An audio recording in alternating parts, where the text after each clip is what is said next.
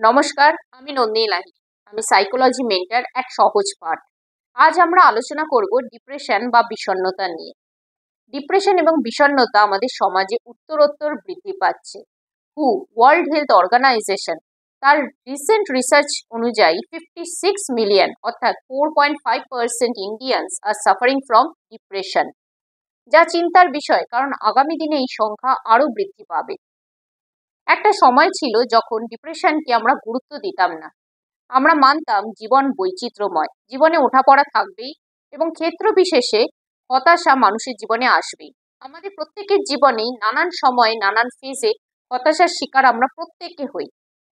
Student লাইফে ক্লাসে insult হওয়া বা বুলিং হওয়া, পরিবারের দ্বারা বা স্কুলের বন্ধুদের দ্বারা, এমনকি স্কুলের পরীক্ষায় উত্তীর্ণ না হওয়া, একজন চাকুরিজীবীর ক্ষেত্রে চাকরি না পাওয়া বা চাকরি হারানো, বিবাহিতের ক্ষেত্রে নারী পুরুষ নির্বিশেষে রিলেশনশিপে ব্রেকআপ, সামাজিক হ্যারাসমেন্ট বা অন্যান্য নানান কারণ, বার্ধক্যে রিটায়ারমেন্ট, সঙ্গী হারানো, বন্ধু হারানো বা বার্ধক্যজনিত কারণে বাড়িতে বসে যাওয়া, যেখানে একাকিত্ব গ্রাস করে চলে। এইরকম জীবনের প্রতিটা পর্যায়ে হতাশা মানুষের জীবনে আসবে। সেটি কয়েকদিন থেকে কয়েক মাস পর্যন্ত থাকবে।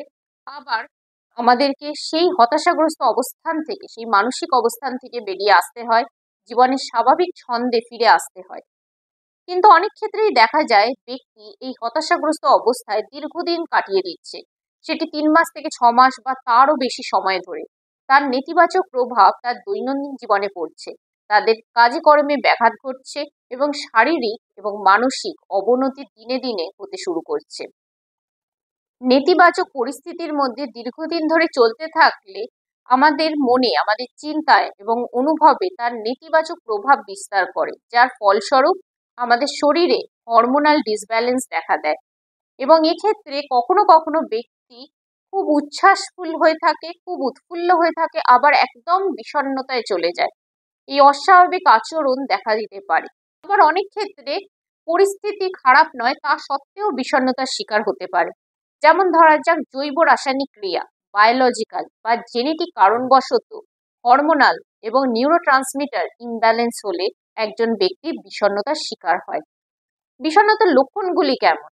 একজন ব্যক্তি অবিরাম শূন্যতা অনুভব করে অন্তর থেকে, সর্বদা সে দুঃখের মধ্যে যেন রয়েছে, সে ভালো কিছু দেখতেই পাচ্ছে না, তার মনোযোগ কোনো কিছুতে নেই, কোনো কিছুতে আগ্রহ নেই, সিদ্ধান্ত নিতে পারছে না, জীবনকে মূল্যবোধ দেওয়া তার পক্ষে সম্ভব হচ্ছে না, জীবনে কোনো মূল্য নেই, জীবনে কোনো আশা নেই, জীবনে কোনো পারপাস নেই, সে জীবনে কোনো ভালো কিছুই দেখতে পাচ্ছে না, তার মনে সর্বদা মৃত্যু এবং আত্মহত্যার চিন্তা ঘুরতে থাকছে, অপরাধ বোধ তার মনে ঘুরতে থাকছে। এহেন পরিস্থিতিতে অনেকে অ্যাডিক্টেড হয়ে যায় সোশ্যাল মিডিয়ার মধ্যে বা সাবস্টেন্স অ্যাবিউজ। আবার অনেকে অতিরিক্ত খাবার খেতে থাকে, যার ফলে অতিরিক্ত ওজন বেড়ে যায়। অনেকের ক্ষেত্রে খাওয়া দাওয়া একদম ছেড়ে দেয়, যার ফলে ওজন একদম হ্রাস হয়ে যেতে পারে। এই ধরনের নানান লক্ষণ দেখা দিতে পারে। বিভিন্ন ধরনের ডিপ্রেশনের জন্য বিভিন্ন কারণ রয়েছে, কোনো একটি একক কারণের জন্য ডিপ্রেশন হয় না। মেজর ডিপ্রেশন এবং বাইপোলার ডিপ্রেশন, এই দুটি ডিপ্রেশন সিভিয়ার মেন্টাল ইলনেসের আন্ডারে পড়ছে। এছাড়াও আরো অনেক ধরনের ডিপ্রেশন, যাকে আমরা প্রতিদিন প্রতিনিয়ত ফেস করে চলি, কিন্তু ইগনোর করি, তাকে গুরুত্ব দিই না, তার মর্যাদা আমরা বুঝি না, যা ধীরে ধীরে মেজর ডিপ্রেশনের দিকে টার্ন নিতে পারে। তার মধ্যে একটি হলো পোস্টপার্টাম ডিপ্রেশন। প্রসবকালীন অবস্থায় বা সন্তান জন্ম দেওয়ার পর একজন মায়ের শরীরে নানান রকম হরমোনাল পরিবর্তন দেখা দেয়, যার ফলে তার মানসিক অবস্থান অবসাদগ্রস্ত হতে পারে। সমাজ এক্সপেক্ট করে এই সময় মা ভীষণ হাসি খুশি থাকবে, ভীষণ উৎফুল্ল থাকবে, কিন্তু অনেক ক্ষেত্রেই দেখা যায় সেই মা হাসি খুশি থাকতে পারছে না, সেই মা সর্বদা কেঁদে চলছে, তার রাগ, তার যন্ত্রণা, অস্থিরতা সর্বদা দেখা দিচ্ছে। কিন্তু সমাজ এক্সপেক্ট করে এই সময় মাকে উৎফুল্ল থাকতেই হবে, আর যদি না থাকে তাহলে সেই মাকে দোষারোপ করা হয়। আরেকটি হলো, যা আমাদের মেয়েদের প্রত্যেক মাসে দেখা দেয়, সেটি হলো প্রি মেনস্ট্রুয়াল ডিপ্রেশন। ঋতুচক্রের সঙ্গে যুক্ত হরমোনের পরিবর্তনের কারণে আমাদের মুড সুইং বা মেজাজের পরিবর্তন হতে থাকে। মেজাজ খিটখিটে হয়, কখনো দুঃখ পায়, কান্না পায়, ঝগড়া হয়ে যায়, এইরকম নানান রকম মানসিক অবস্থান দেখা দেয়। এক্ষেত্রে এবং পোস্টপার্টাম ডিপ্রেশনের ক্ষেত্রেও একজন মায়ের সাইকোলজিস্ট বা কাউন্সিলরের হেল্প নেওয়ার প্রয়োজন থাকতে পারে। কিন্তু সমাজ বলে এটা এমন কি ব্যাপার, এ তো স্বাভাবিক ব্যাপার, প্রত্যেক মাসেই প্রত্যেক মেয়ের হচ্ছে বা প্রত্যেক মায়েরই এইরকম হয়ে থাকে, এর জন্য আবার কাউন্সিলিং এর কি দরকার। আমরা যখন এই পরিস্থিতিকে ইগনোর করি, তা কিন্তু ধীরে ধীরে পরবর্তী পর্যায়ে আরো বড় ধরনের গুরুতর রোগের দিকে, মানসিক রোগের দিকে এবং শারীরিক রোগের দিকেও নিয়ে যেতে পারে। তার জন্য আমাদের কিন্তু এখন থেকেই খুব সজাগ হতে হবে। যদি আমাদের আশেপাশে এরম কোনো মাকে বা এরম কোনো মেয়েকে দেখি যে তার আচরণের মধ্যে, তার মানসিক অবস্থানের মধ্যে পরপর 2 মাস বা 3 মাসের অধিক একটা নেতিবাচক প্রভাব পড়ছে, তাহলে এক্ষেত্রে ব্যক্তিকে সজাগ করা, কাউন্সিলিং এর প্রয়োজনীয়তা কি, কাউন্সিলরের সাথে কথা বলে সে হয়তো একটি ইতিবাচক দিশা পাবে। সেই দিশা তাকে এবং তার পরিবারকে সাহায্য করবে পরবর্তী দিনগুলো আনন্দের দিন যাপন করতে।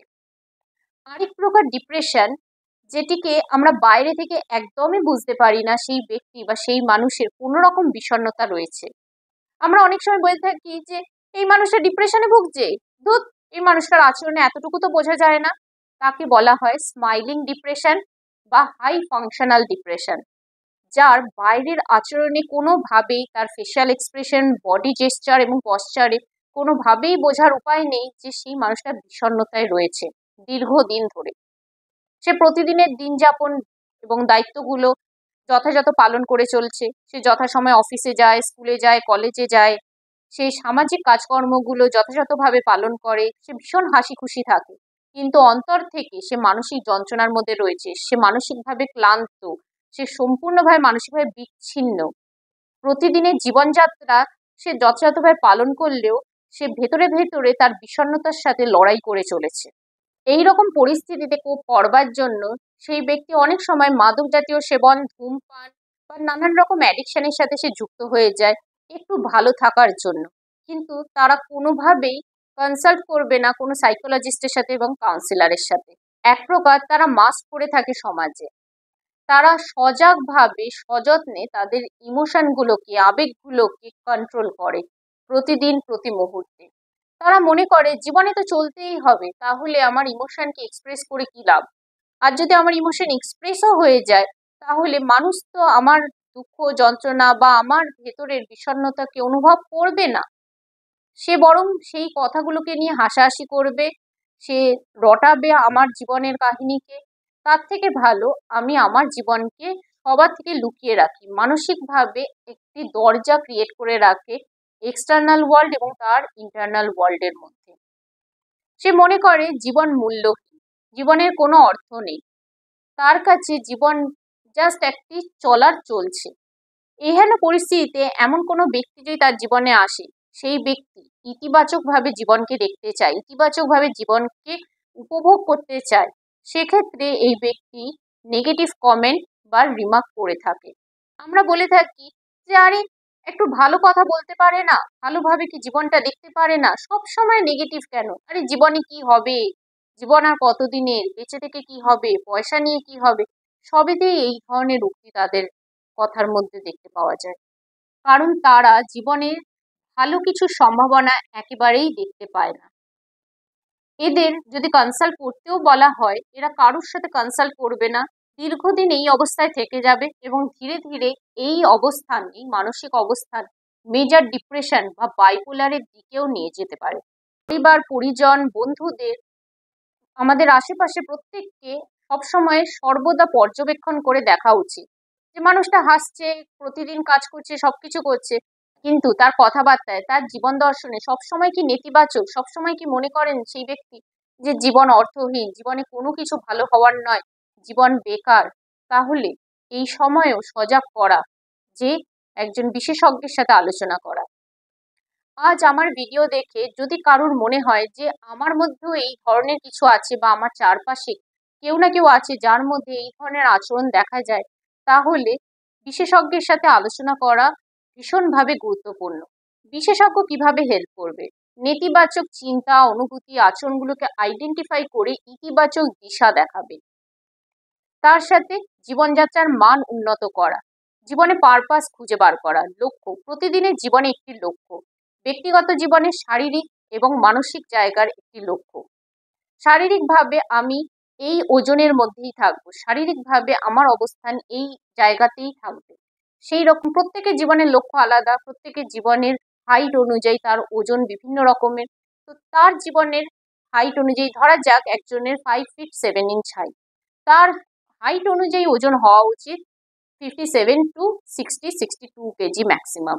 কিন্তু সেখানে সে যদি প্রতিদিন এক্সারসাইজ না করে, তার খাওয়ার বা জীবনযাত্রার মানকে কন্ট্রোল না করে, তাহলে একটা সময় সে কিন্তু মানসিক অস্থিরতার মধ্যে পড়তে পারে। তাই খাওয়া দাওয়া, প্রতিদিন এক্সারসাইজ করা, ওয়াক করা, ব্রিদিং এক্সারসাইজ, এছাড়া এক্সট্রা কারিকুলার অ্যাক্টিভিটিস যেমন নাচ, গান, কবিতা, বই পড়া। বই পড়ার মধ্যেও কি ধরনের বই পড়বো? নীতি শিক্ষামূলক বই, স্পিরিচুয়াল বই, যে বই আমাকে একটি ইতিবাচক পথ দেখাবে সেই ধরনের বই পড়া। এই কাজগুলোর মধ্যে দিয়ে আমার নিউরোট্রান্সমিটার এবং পজিটিভ হরমোনের সিক্রেশন আমার বডিতে হবে, যা আমার শারীরিকভাবেও ভালো এবং মানসিকভাবেও ভালো। সামাজিক লক্ষ্য, সমাজকে কিছু শিক্ষা দেওয়া, সমাজে দরিদ্রকে সেবা করা বা সামাজিক আরো নানান কাজের সাথে যুক্ত থাকা। এছাড়া স্পিরিচুয়াল লক্ষ্যের মধ্যে আমার মানসিক স্থিতি কেমন থাকবে, মেডিটেশন এবং আরো অন্যান্য নানান রকম কাজের মাধ্যমে নিজের মানসিক স্থিতিকে অনেক উন্নত জায়গায় নিয়ে যাওয়া। এই ধরনের ছোট ছোট লক্ষ্যর মাধ্যমে জীবনকে সুন্দরভাবে চালনার চেষ্টা করা। ফাংশনাল ডিপ্রেশন একটি অদৃশ্য ডিপ্রেশন, যার থেকে মুক্তি পেতে হলে পেশাদারের যেরকম সাহায্য নিতে হবে, তার সাথে আমার জীবনযাত্রার মান এবং ক্রমাগত ইতিবাচক চিন্তা, ইতিবাচক দর্শন আমাকে সুস্থ স্বাভাবিক জীবনযাপনের দিকে নিয়ে যাবে। ডিপ্রেশন কি? ডিপ্রেশন সম্পর্কে আরো বিশদে জানতে হলে, ডিপ্রেশনের প্রতিকার কি কি আছে সেই সম্পর্কে আরো বিশদে জানতে হলে, যেমন মেজর ডিপ্রেশন এবং বাইপোলার ডিপ্রেশন, WBCS অপশনাল সাইকোলজির এক্সামে অল্টারনেটিভ ইয়ারিং এর প্রশ্ন এসেই থাকে। এই সম্পর্কেও বিশদে জানতে হলে আমাদের ভিডিও কোর্স পারচেস করতে পারো। সম্পূর্ণ সিলেবাসের ওপর একটি ভিডিও কোর্স রয়েছে, যেখানে বেঙ্গলি এবং ইংলিশে PDF নোটস অ্যাভেলেবেল রয়েছে এবং প্রিভিয়াস ইয়ার্সের প্রশ্নগুলোকে আলোচনা করে দেওয়া আছে। এই কোর্স তোমরা পারচেস করো এবং আমাদের সাথে লাইভ ক্লাস অ্যাটেন্ড করতে হলে এখানে যে কন্ট্যাক্ট নাম্বার দেওয়া রয়েছে সেই কন্ট্যাক্ট নাম্বারে তোমরা যোগাযোগ করো।